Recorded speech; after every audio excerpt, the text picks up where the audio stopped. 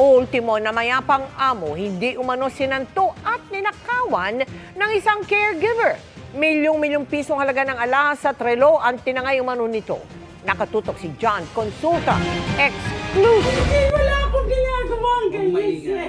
Naglulupasay ang 45 anyos na caregiver ng arestoy ng NBI-NCR sa Santa Cruz, Maynila.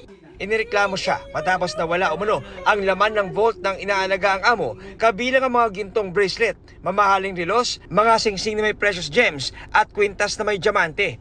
Tinatayang mahigit 5 milyong piso ang halaga ng mga nawala.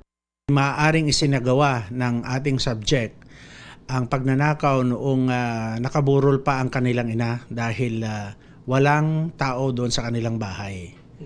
Doon nagkaroon ng pagkakataon na buksan ang nasabing vault.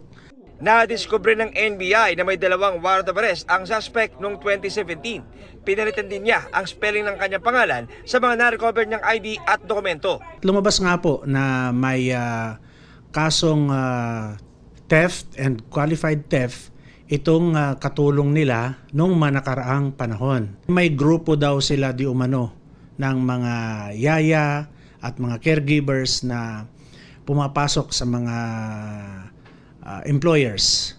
Pero ang kanilang motibo ay pagnakawan ang mga ito sa bandang huli. Sinusubukan pa namin kunan ng panig ang suspect na nakakulong ngayon sa NBI Detention Facility sa New Bilibid Prison.